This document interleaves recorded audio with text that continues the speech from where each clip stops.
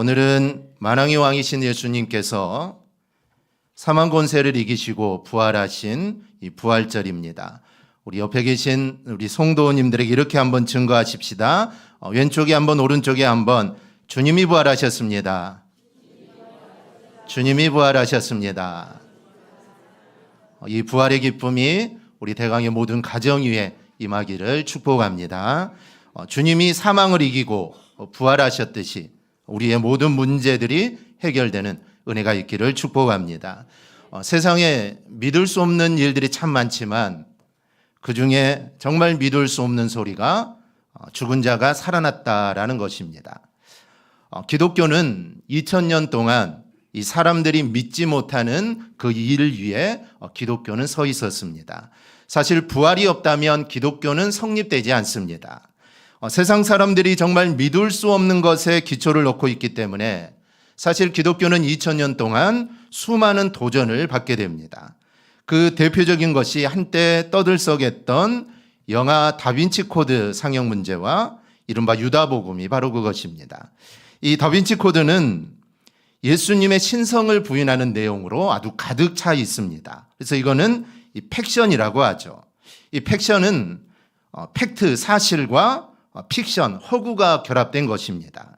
즉 사실과 허구를 종합하여서 그럴듯하게 예수님의 생애를 재조명하게 된 것이죠. 문제는 사람들은 이 팩션을 사실로 받아들인다는 겁니다. 그래서 기독교가 이 영화의 상영을 그 당시 많이 반대했던 이유가 거기에 있습니다. 즉 가짜도 있고 진실도 있지만 그 가짜를 사람들은 진짜로 받아들이기 때문이죠. 그러나 저는 그런 것에 너무 민감할 필요가 없다라고 생각을 합니다.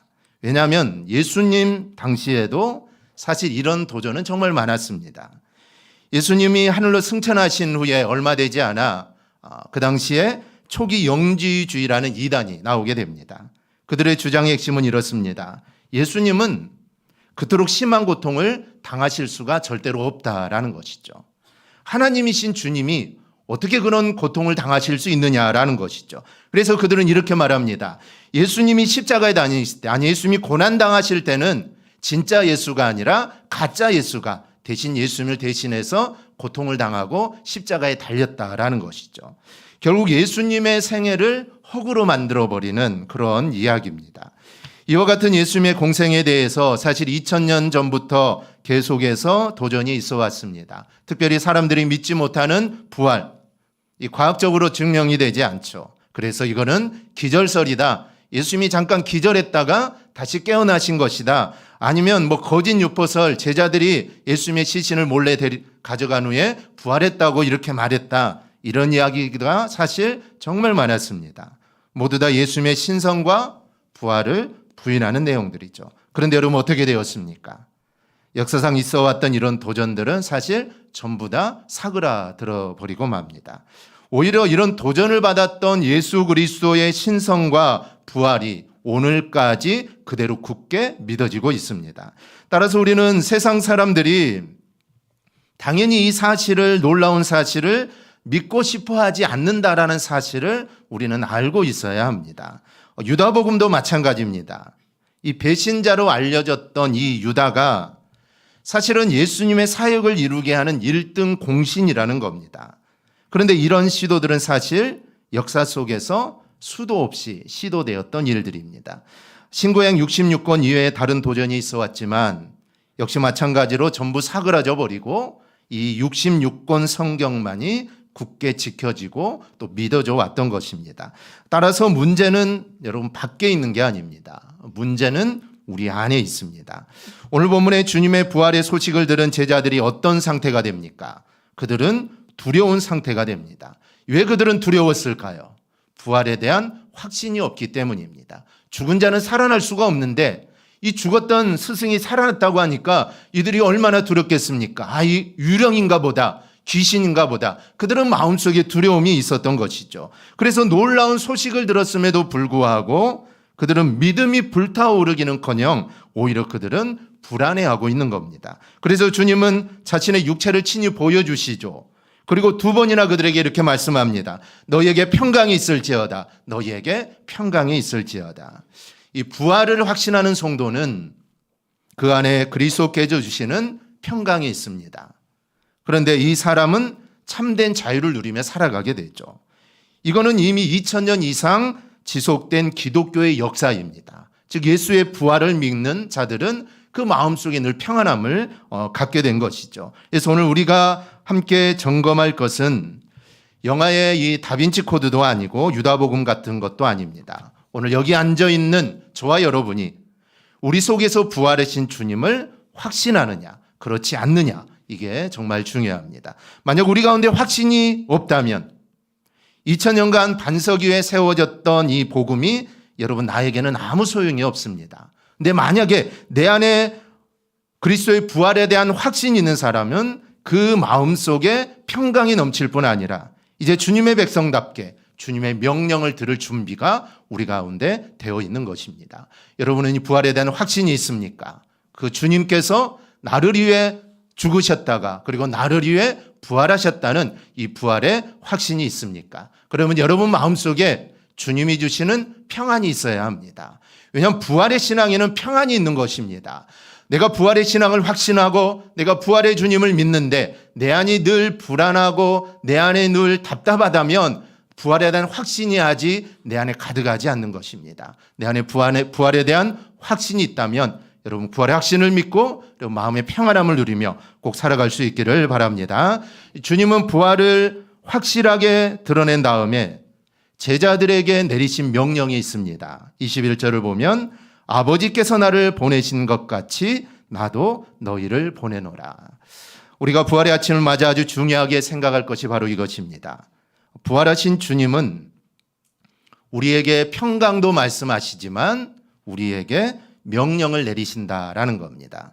우리 마음에 생긴 확신 그리고 그로 말미암은 평강은 이제 우리의 사명을 감당하게 하는 원동력이 되는 것입니다. 오늘 부활절을 맞아 우리가 부활의 주님만 기뻐하는 것이 아니라 그리고 부활의 주님이 주시는 그 평강만 누리는 것이 아니라 주님의 명령을 받아 이제 세상으로 나아가는 저와 모두가 꼭 될 수 있기를 축복합니다. 우리가 세상으로 나아가는 두 가지 방법을 오늘 주님은 우리에게 알려줍니다. 첫째는 영혼을 구원하는 것입니다. 예수님이 이 땅에 오신 목적이 뭘까요? 주님이 이 땅에 오신 목적은 영혼 구원에 있습니다. 병을 고치기 위해서, 아니 안진뱅이를 낫게 하기 위해서, 죽은 자를 살리기 위해서 주님이 이 땅에 오신 게 아닙니다. 주님이 이 땅에 오신 이유는 영혼 구원에 있습니다. 우리는 몇몇 성경 구절을 통해 이를 우리 확인해 볼 수 있습니다. 예수님이 초창기 갈릴리 사역을 보면 사람들이 예수님께 몰려옵니다. 특히 베드로의 장모를 고치자 많은 사람들이 예수님을 보고자 몰려오게 되죠. 제자들이 얼마나 의기양양했는지 모릅니다. 자기가 모시는 스승이 이 환자들을 거치고 안진뱅이를 일으키고 그러니 제자들 이 얼마나 의기양양하겠습니까? 그러자 주님은 흥분하면서 의기양양해 있는 제자들에게 이렇게 말씀합니다. 우리가 다른 가까운 마을로도 가자. 거기서도 전도하리니 내가 이를 위하여 왔노라. 예수님께서 이 땅에 오신 목적이 사람의 관심을 받기 위함이 아닙니다. 주님은 전도하기 위해서 이 땅에 오신 겁니다. 그래서 많은 사람들이 몰려오게 되죠. 그런데 주님은 오히려 그 사람들을 뿌리치고 다른 곳으로 가서 거기서도 우리는 전도하자라는 겁니다. 이렇게 예수님은 영혼 구원을 위하여 자기가 이 땅에 왔다라는 목적을 잘 아셨고 또 그대로 사셨던 분이 바로 주님입니다. 그런가 하면 영혼들이 목자가 없어서 유리하는 것을 보시고 주님은 너무나 안타까워하셔서 이렇게 말씀합니다. 그들을 불쌍히 여기시면서 그들을 민망히 여기시게 됩니다. 그리고 이렇게 말씀합니다. 추수할 것은 많되 추수할 일꾼이 적으니 추수하는 주인에게 추수할 일꾼을 보내달라고 해라. 주님은 영혼이 목자 없이 고생하는 것을 보시고 주님은 견딜 수가 없었던 겁니다. 그래서 영혼을 추수할 일꾼들을 많이 보내달라고 주님 말씀하고 계신 것이죠. 이렇게 예수님의 관심은 오직 영혼 구원에만 있습니다. 마지막 잡히시던 날도 마찬가지입니다. 배반한 가룟 유다가 군사들을 데리고 주님을 잡으러 오죠. 그때 주님은 군사들에게 뭐라고 합니까? 우리 같으면 호통을 치고 그들을 물러가게 할 텐데 주님이 이렇게 말씀하시죠. 너희에게 내가 근이라 하였으니 나를 찾거든 이 사람들이 가는 것을 용납하라 라고 말씀합니다. 이 말씀은 제자들은 잡지 말라는 것이죠. 내가 여기 있으니 나는 잡아가도 좋은데 제자들은 잡지 말라라는 것이죠. 그런데 주님은 왜 이렇게 말씀하셨을까요? 이유가 그 다음 절에 있습니다. 우리 9절 우리 함께 보겠습니다. 이는 아버지께서 내게 주신 자 중에서 하나도 잃지 아니하여 싸움나이다 하신 말씀을 응하게 하려 함이러라. 아멘. 예수님은 하나님 아버지께서 구원하도록 정해진 자는 하나도 빠짐없이 구원하신다라는 말씀입니다. 예수님은 이를 위하여 잡히시는 그 순간에도 그들의 안전을 도모하고 계시는 겁니다. 예수님이 지신 십자가도 마찬가지입니다. 십자가는 사실 주님에게는 고통이고 주님에게는 아무런 이익이 없습니다. 그러나 십자가에서 대속으로 죄인을 구원하시는 일을 주님은 하셔야 했기 때문에 주님 뭐라고 말씀합니까? 이 잔을 내게서 옮기시옵소서. 그러나 나의 원대로 마시옵고 아버지의 원대로 하옵소서. 십자가는 고통이고 십자가는 피하고 싶습니다. 그러나 십자가만이 인류를 구원하는 유일한 통로이고 하나님의 뜻이라는 것을 아셨기 때문에 그 십자가를 감당하게 하옵소서라고 주님은 기도하고 있는 겁니다. 예수님께는 영혼 구원이 가장 큰 관심입니다. 이것을 넘어서는 관심은 주님에게는 없습니다. 그렇다면 부활절을 맞는 우리는 주님이 우리를 이 세상으로 보내신다라는 것을 우리는 잊지 말아야 합니다. 주님은 왜 우리를 세상으로 보냅니까? 바로 영혼 구원을 위해 저와 여러분을 세상으로 보내시는 겁니다. 저와 여러분이 이 땅에 살아있는 이유는 사실 다른 데 있지 않습니다. 아직은 죽어가는 영혼들이 많이 있습니다. 그런데 그 영혼들이 하나님께로 돌아오지 않고 있습니다. 영혼을 구원하는 능력은 다른 게 아닙니다. 영혼을 구원하는 능력은 주 예수 그리스도의 십자가밖에 없습니다. 주님이 이렇게 말씀하십니다. 아버지께서 나를 보내신 것 같이 나도 너희를 보내노라. 우리로 하여금 주님의 십자가가 능력이 있음을 알게 하기 위해서 주님은 우리를 세상으로 보내시는 겁니다. 따라서 저와 여러분이 오늘 부활의 아침에 다짐할 게 있습니다. 그것은 바로 영혼 구원을 위해 우리가 헌신하는 것입니다. 오늘 부활절을 맞아 우리가 영혼 구원에 대한 새로운 시각과 또는 새로운 사명감이 저와 여러분 안에 가득 싹터 오르기를 축복합니다. 우리가 해야 할 일들은 영혼 구원입니다. 우리가 정말 해야 할 일들은 영혼 구원이죠. 오늘 우리가 함께 모여 예배하는 것도 사실은 영혼 구원을 위한 하나의 전진 단계입니다. 우리가 하나님께 예배를 드리고 말씀을 통해 새로운 힘을 얻어서 우리가 세상으로 나가 영혼 구원을 위해 헌신하기 위해 오늘 우리가 함께 예배드리는 것입니다. 오늘 예배드리고 우리의 마음에 평안함을 얻고 내 삶이 편하기만을 원한다면 우리의 예배는 지금 잘못 드려지고 있는 것입니다. 우리 예배의 목적은 오직 전도, 영혼 구원에 있습니다. 그래서 오늘 말씀을 통해 우리가 정말 우리가 해야 될 일, 우리가 이 세상으로 나가서 반드시 이루어야 할 일은 영혼 구원이다. 이런 사명감을 가지고 우리가 이 영혼 구원에 힘써 나아가는 우리 모두가 꼭 될 수 있기를 주님의 이름으로 축원합니다. 또 하나는 봉사하는 것입니다. 주님이 우리를 이 세상에 보내심은 봉사하기 위함이라는 것입니다. 우리가 이것을 어떻게 알 수 있을까요? 주님의 말씀을 주위에서 보면 알 수 있습니다. 주님께서 우리를 보내시는 것을 어떤 패턴에서 따라서 보낸다고 하십니까? 21절을 보면 아버지께서 주님을 보내심같이 우리를 보낸다라는 것이죠. 즉 하나님이 주님을 이 땅에 보내셨는데 그와 똑같이 주님이 우리를 세상에 보낸다라는 것이죠. 마가복음 10장 45절을 보면 하나님이 주님을 이 세상에 보내신 목적이 있습니다. 인자가 온 것은 섬김을 받으려 함이 아니라 도리어 섬기려 하고 자기 목숨을 많은 사람의 대속물로 주려 함이니라. 뒷부분 자기 목숨을 많은 사람의 대속물로 주려 함이니라. 이 말씀은 우리의 영혼 구원을 위한 목적입니다. 앞서 우리가 함께 살핀 내용이죠.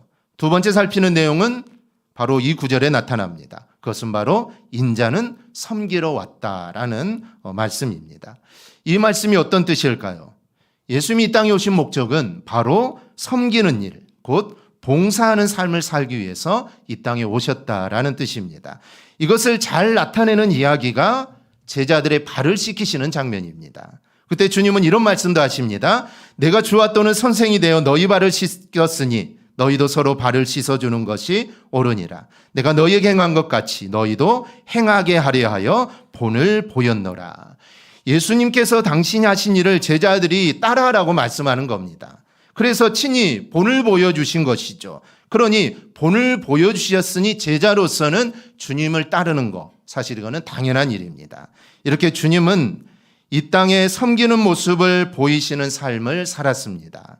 그의 삶은 철저하게 봉사하는 삶이었습니다. 대접받고 존경받는 자리가 아니었죠. 사실 예수님 얼마나 피곤합니까? 하루 종일 말씀을 전하시고 정말 주님이 피곤함에도 불구하고 피곤한 제자들의 발을 씻기시는 주님이십니다. 그리고 주님은 그것을 따라하라라는 것이죠. 주님이 우리를 이 세상에 보내셨는데 그렇다면 이 봉사의 사명은 저와 여러분에게 있는 것입니다. 이 부활의 아침에 우리가 이 사실을 절대로 잊지 않기를 바랍니다. 여러분, 섬긴다는 것 사실 어렵게 생각할 필요가 없습니다. 남을 편하게 해주고 남을 이롭게 해주는 것, 그게 바로 섬기는 것, 봉사입니다. 아주 오래전에 아주 좋은 공익 광고가 하나 있습니다. 아마 보신 분들도 있을 텐데 한번 틀어주실래요? 30초 정도 됩니다.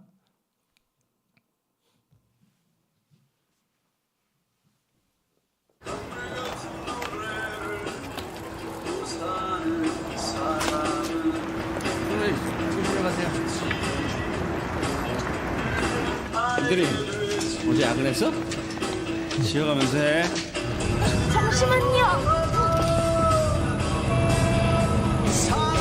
세상을 아름답게 하는 시간.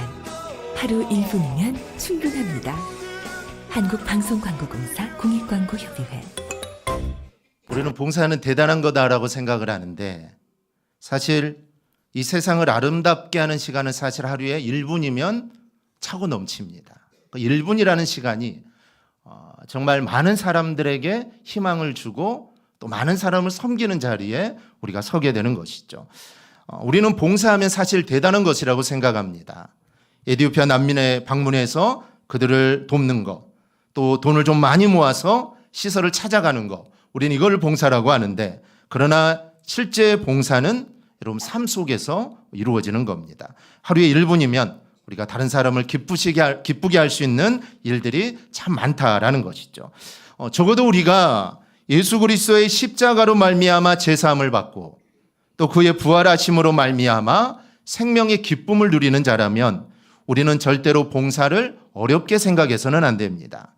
주님 평소의 삶으로 봉사하셨던 것처럼 우리도 삶 속에서 다른 사람을 편하게 해주고 그 사람을 기쁘게 해주면 여러분 족한 것입니다. 생활 속에서 부활하신 그리스도의 나는 대리인이다 라는 그런 생각으로 주님이 사셨던 삶의 방법대로 우리가 그대로 따르면 우리의 삶을 통해 봉사의 삶을 여러분 할 수 있습니다. 마지막으로 이 둘은 함께하는 것입니다. 어떤 사람은 그래도 영혼 구원이 먼저가 아니냐 이렇게 말을 합니다. 또 어떤 사람은 영혼 구원이 그냥 되느냐, 이런 봉사와 섬김이 잘 쌓여야 영혼 구원을 할 수 있지, 그러니 봉사와 섬김이 먼저다 이렇게 이야기를 합니다. 그런데 주님은 사실 이 두 가지를 구분하지 않으셨습니다. 영혼 구원하는 자리가 봉사하는 자리였고 그리고 봉사하는 자리가 바로 영혼 구원하는 자리였습니다. 이 둘은 여러분 나누어지는 것이 아니라 이 둘은 함께 가는 것입니다. 이제 주님이 다시 우리를 보냅니다. 주님이 보냄을 받으셨던 것처럼 주님도 마찬가지로 우리도 세상으로 보내십니다. 그렇다면 저와 여러분은 이제 가야 합니다. 부활하신 주님의 명령을 우리는 따라야 합니다. 이 세상에 나가서 영혼을 구원하고 또 아무 보상 없이 이 세상 사람을 섬기는 일들을 우리는 해야 합니다. 그럴 때 그리스도의 생명은 우리를 통하여 세상 사람들 속에 확연하게 퍼져나가게 되는 겁니다. 2000년을 굳게 서게 하였던 이 그리스도의 부활은 주님이 다시 오실 때까지 이 사실은 절대로 변하지 않을 겁니다. 그때까지 우리 영혼 구원과 또 사회봉사를 통하여 부활을 증거하는 삶을 꼭 살아갈 수 있기를 바랍니다. 이 삶이 바로 주님이 나를 보내신 사명임을 여러분 잊지 말고 부활절을 맞아 영혼 구원과 또 사회봉사를 다시 한번 다짐하는 귀한 시간이 되기를 주님의 이름으로 축원합니다. 아멘. 우리 시간